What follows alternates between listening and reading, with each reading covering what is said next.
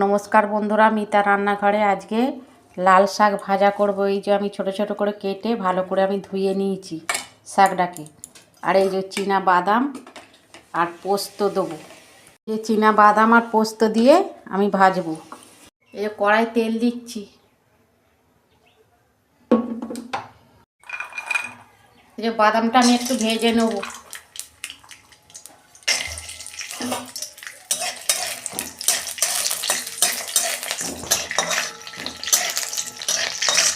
বাদামে অল্প নুন দিচ্ছি।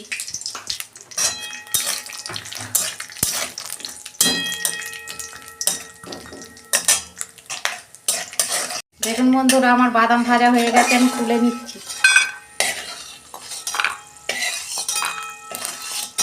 ওই তেলে আমি শুকনো লঙ্কা দিচ্ছি।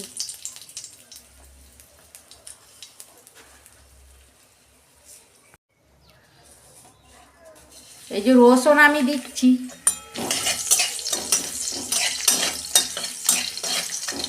রসুন থেতো করে দিয়েছি। রসুন দিলে শাকটা ভাজলে খেতে বেশ ভালো লাগে।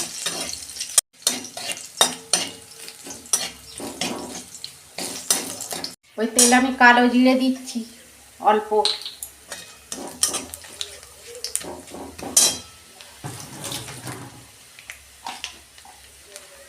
এই যে শাকটা আমি দিয়ে দিচ্ছি।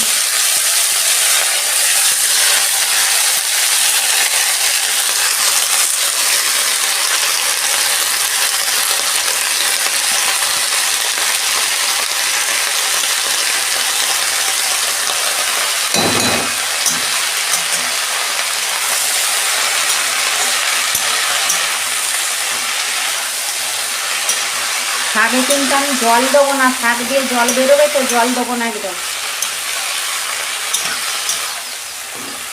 আমি অল্প নুন দিয়ে ঢাকা দেবো। এই যে নুন দিচ্ছি পরিমাণ মতো।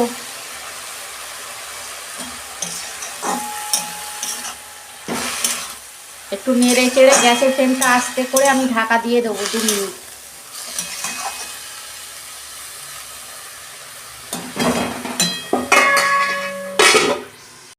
দেখুন বন্ধুরা, ঢাকনা খুলছি। এই দেখুন কতটা জল বেরিয়েছে শাক থেকে।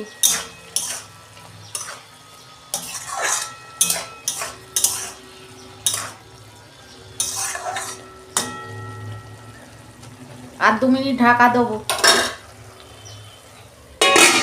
দেখুন বন্ধুরা, ঢাকনা খুলছি।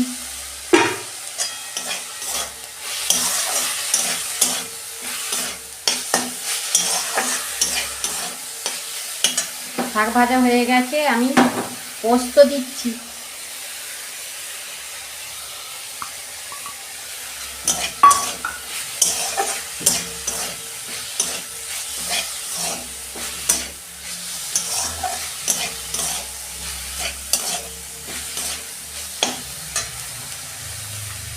এই যে বাদামটা দিয়ে দিচ্ছি।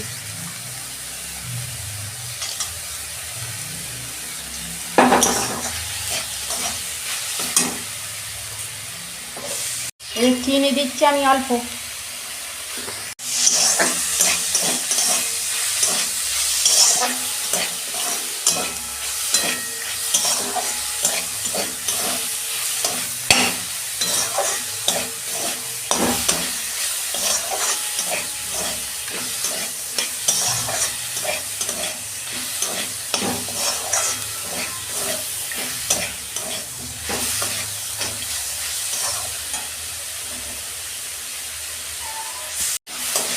দেখুন বন্ধুরা, আমার কত সুন্দর ভাজা হয়ে গেছে লাল শাক। আমি ঢেলে ফেলছি।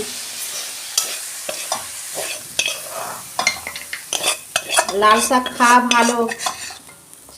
দেখুন বন্ধুরা, কত সুন্দর হয়েছে। আমার রান্নাটা যদি ভালো লাগে আমার পাশে থাকবেন, আর লাইক কমেন্ট আর সাবস্ক্রাইব করবেন, আর প্রচুর প্রচুর শেয়ার করে দেবেন।